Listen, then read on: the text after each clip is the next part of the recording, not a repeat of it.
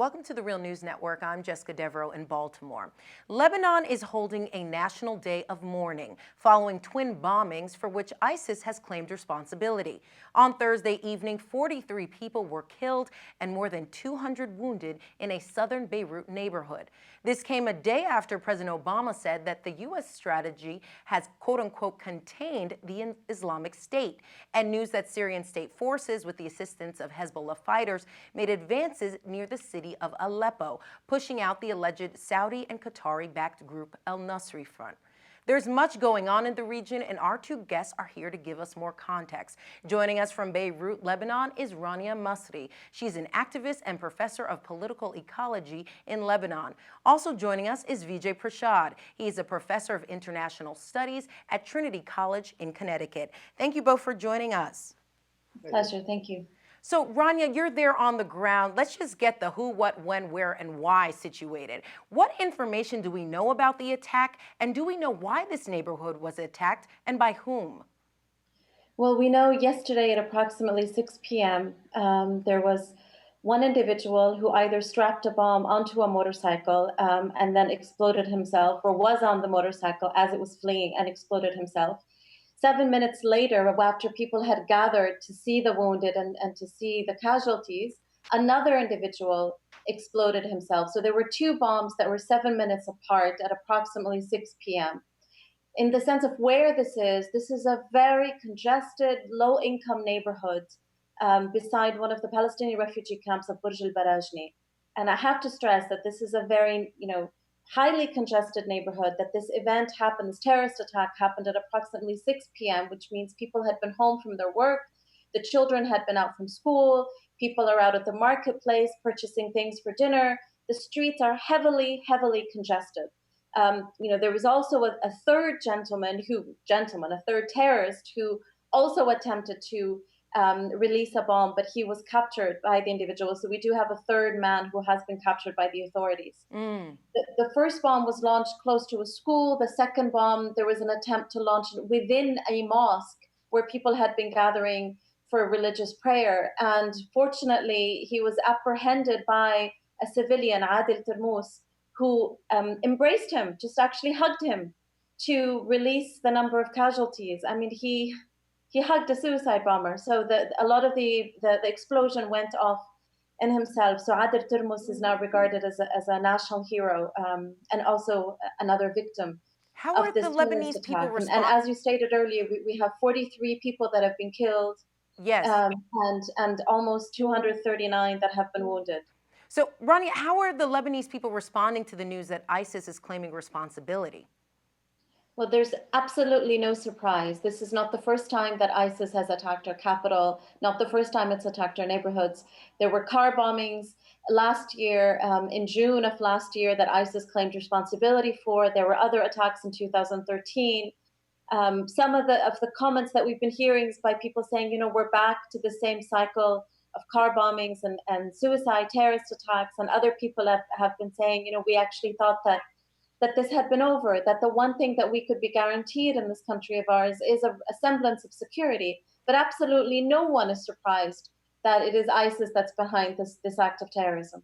All right, let's get into the geopolitics of all of this. Vijay, I'm going to bring you into the conversation because much of the Western media is describing these bombings as evidence that the civil war in Syria is increasingly becoming a proxy war between Saudi Arabia and Iran. And we have outlets like Al Jazeera, Reuters, they're describing this area that was attacked as, quote unquote, a Hezbollah stronghold. So, Vijay, what do you make of that narrative? Well, the issue of using a term like Hezbollah stronghold, or as Reuters headline put it, Hezbollah bastion, essentially buys into the narrative of ISIS.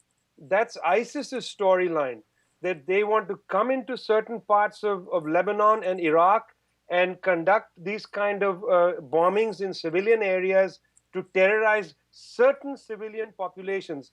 It's important to mention that at the same time as this bombing took place in Beirut, a bombing was going to be underway in Baghdad, which happened a few hours later.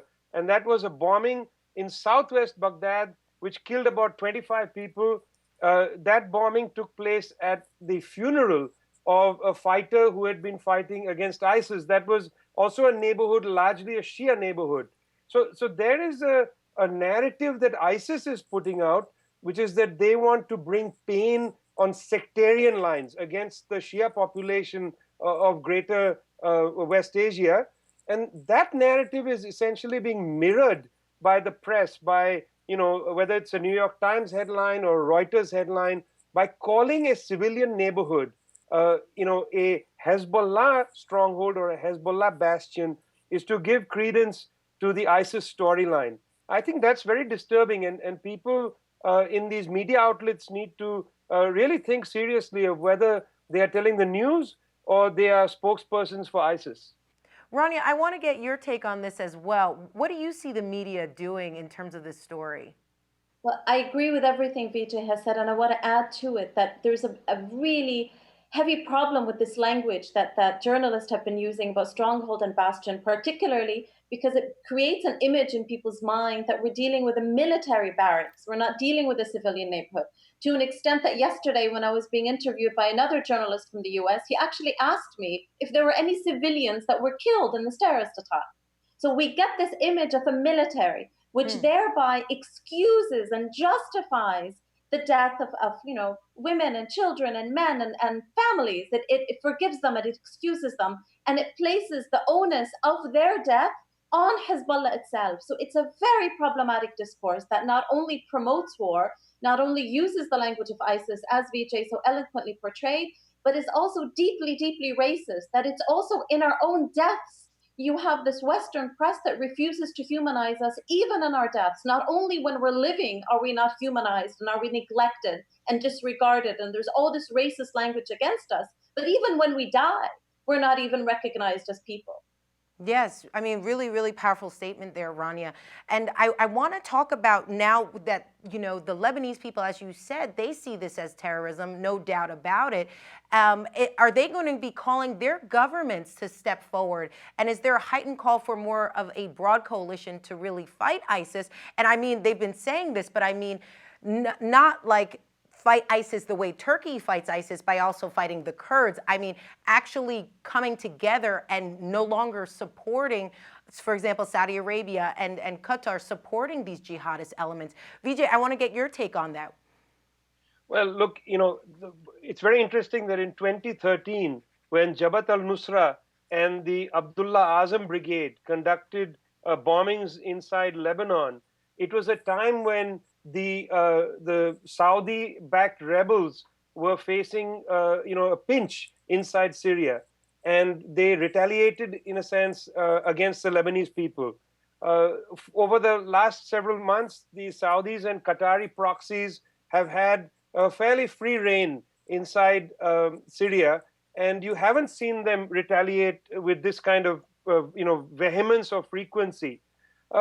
Recently, of course, with the Russian entry into Syria, there's been a great deal of disquiet among these proxies. It's very likely that this bombing, which of course has taken some time to prepare, is part of that frustration. It's not a sign that the Saudis or the Turkish and Qatari proxies are feeling confident. On the contrary, I see these kind of bombings as a sign of deep frustration and an attempt to extend the war beyond the boundaries of Syria because they feel pinched and they feel hemmed in where they are. Okay, Rania, I want to get your take. What do you think is policy that leaders should really be enacting if they're really thinking about the safety of their populations? Well, if the question is directed to the Lebanese politicians, I'm personally grateful that this is one of the few times that all our Lebanese media channels, and we have quite a few, we have 13 daily papers and around 6 television channels in the country, that we're all unified and we all recognize that this heinous act is an act of terror and it is an act of terrorism. So with that, I'm grateful enough that at least we have that coming out of Lebanon. But I think the question is, what is the role of the United States and what is the role of the US allies here? And if the United States government continues to claim that it actually wants to fight a war against ISIS, or does it simply want to contain ISIS? Does it simply want to limit the casualties and the victims of ISIS brutality to, a few brown people here and there? Is that the goal?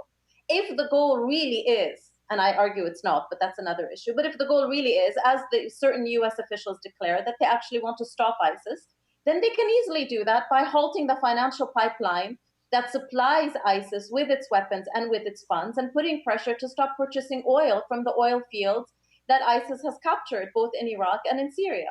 That becomes one very, very powerful tool that they could use. Not only could they be putting pressure also on their allies, the Saudi Arabians and the Qataris, to stop the financial and diplomatic and military support of ISIS. I mean, there's a lot that can be done if the United States and their allies were actually sincere in wanting to defeat ISIS. But I claim that they're not at all. And what they want to do is arguably exactly what Republican candidate for Senate and Republican candidate for Senate from Pennsylvania, Everett Stern, who may be a bit lacking in tact, but I would say is quite honest in representing certain US policies, where he says, and I quote, that he hopes Hezbollah and ISIS continue to bomb each other.